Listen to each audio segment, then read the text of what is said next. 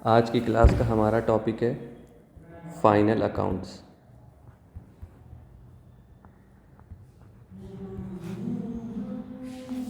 Final accounts में हमारे दो अकाउंट और एक स्टेटमेंट आता है। फाइनल अकाउंट्स में सबसे पहला अकाउंट है ट्रेडिंग अकाउंट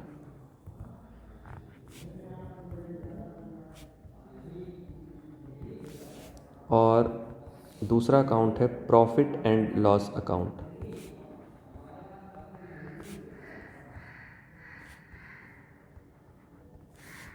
और जो हमारा तीसरा स्टेटमेंट है वो है बैलेंस शीट।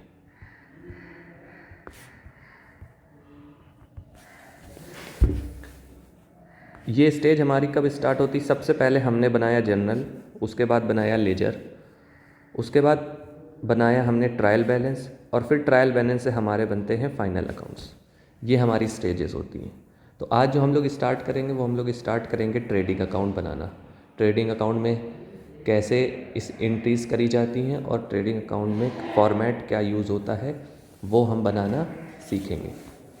तो जो ट्रेडिंग अकाउंट का फॉर्मेट होता है वो पर्टिकुलर अमाउंट 4 कॉलम का होता है।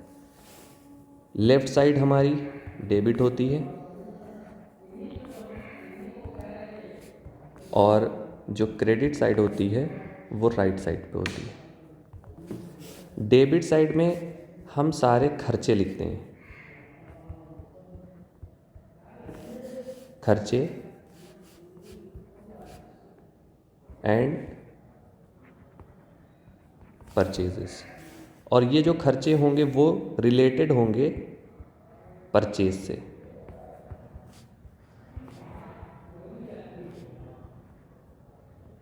और इनको दूसरे नाम से भी जाना जाता है डायरेक्ट एक्सपेंसेस।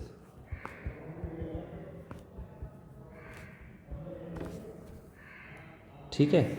और जो क्रेडिट साइड है उसमें आता है sales and closing stock. Commonly सिर्फ 2 चीज़ें आती हैं। ठीक है। तो आइए हम लोग स्टार्ट करते हैं बनाना और देखते हैं कि किस प्रकार से हम लोग ट्रेडिंग अकाउंट बनाते हैं। तो हमारा जो फॉर्मेट है वो सामने आप लोगों को दिख रहा होगा कि इस प्रकार से हमारा फॉर्मेट बनेगा। इसका जो पहला कॉलम होगा वो पर्टिकुलर, दूसरा अमाउंट, तीसरा पर्टिकुलर और चौथा अमाउंट। तो हम यहाँ पर सबसे पहले हेडिंग डाल देते हैं ट्रेडिंग अकाउंट। ट्रेडिंग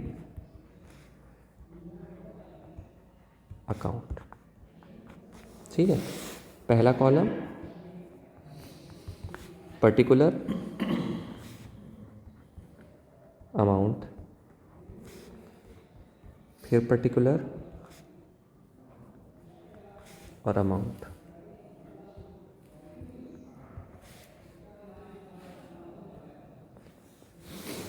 और जो लेफ़्ट साइड है वो है डेबिट साइड और राइट साइड है क्रेडिट साइड।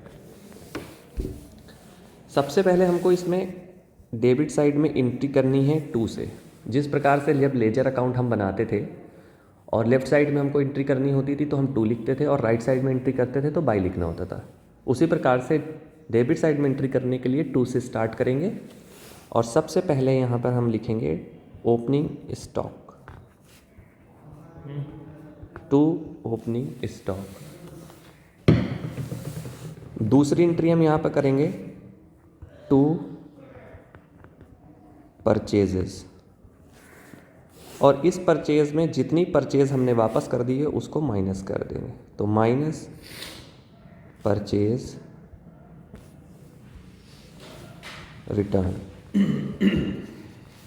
ओपनिंग स्टॉक का अमाउंट हमारा यहाँ पर आ जाएगा, परचेज का अमाउंट यहाँ पर आ जाएगा, परचेज रिटर्न का यहाँ पर, और इसको लेस करके आउटसाइड के कॉलम में लिखते हैं। फिर हमारे यहाँ पर खर्चे लिखना शुरू होगा जो परचेज से रिलेटेड हैं। तो सबसे पहले आता है टू वेजेस, इसके बाद to carriage inward, to fuel and power. इसके बाद आता है टू फ्रेट।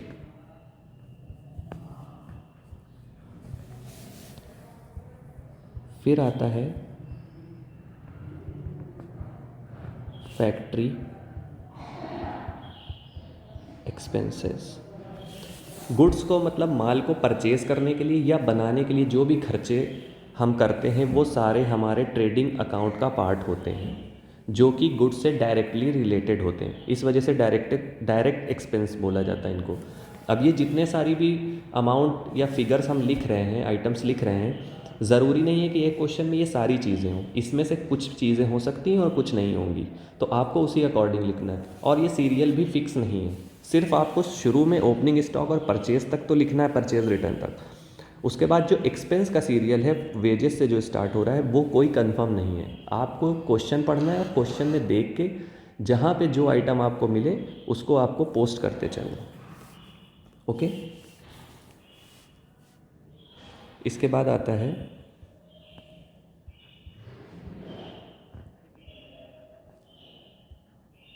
रॉयल्टी। इसके बाद आता है ऑक्ट्रॉय। इसके बाद आता है कोई भी डायरेक्ट एक्सपेंस।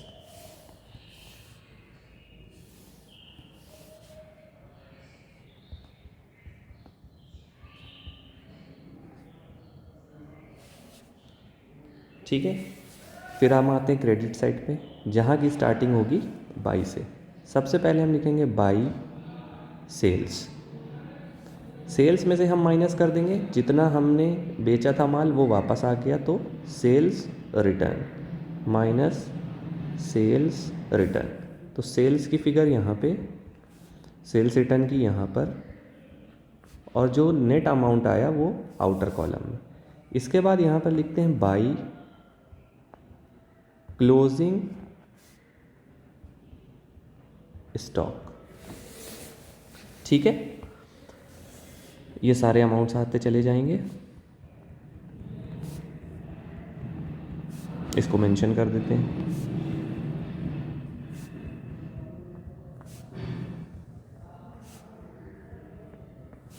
अब मेरी दो साइड कंप्लीट हो गई, एक डेबिट साइड कंप्लीट हो गई और एक क्रेडिट साइड कंप्लीट हो गई।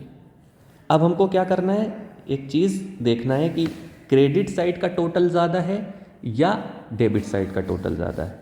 अगर क्रेडिट साइड का टोटल ज़्यादा है, क्रेडिट साइड का टोटल ज़्यादा है, तो मेरा निकलेगा प्रॉफिट।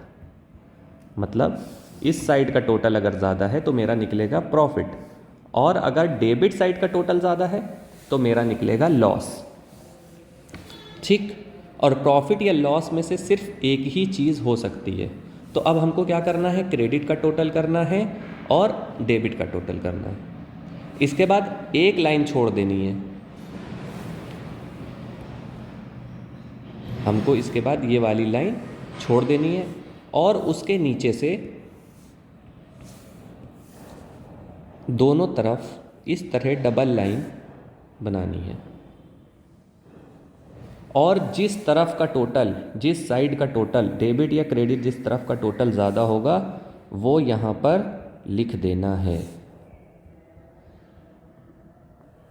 ठीक है। और अगर क्रेडिट टोटल ज़्यादा है तो यहाँ पर निकलेगा प्रॉफिट, और अगर डेबिट का टोटल ज़्यादा है तो यहाँ पर निकलेगा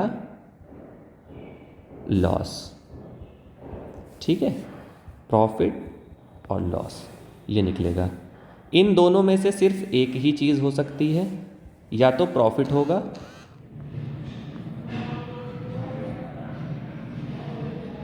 या तो लॉस होगा। अब ट्रेडिंग से जो प्रॉफिट या लॉस निकलता है उसको बोलते हैं ग्रॉस प्रॉफिट। इसी वजह से मैंने ये जगह छोड़ी थी, इसको बोलते हैं ग्रॉस। या तो ग्रॉस लॉस निकलेगा या तो ग्रॉस प्रॉफिट निकलेगा। तो इस प्रकार से हम अपना ट्रेडिंग अकाउंट बना सकते हैं। और जब क्वेश्चन अभी हम आगे चल के सॉल्व करेंगे तो हम देखेंगे कि किस प्रकार से क्वेश्चन हम कर रहे हैं। फॉर्मेट को आप लोग कॉपी में नोट करिएगा और नोट करने के बाद इसको थोड़ा समझने की कोशिश करिएगा जो आपको क्लास में समझाया गया। Okay, thank you.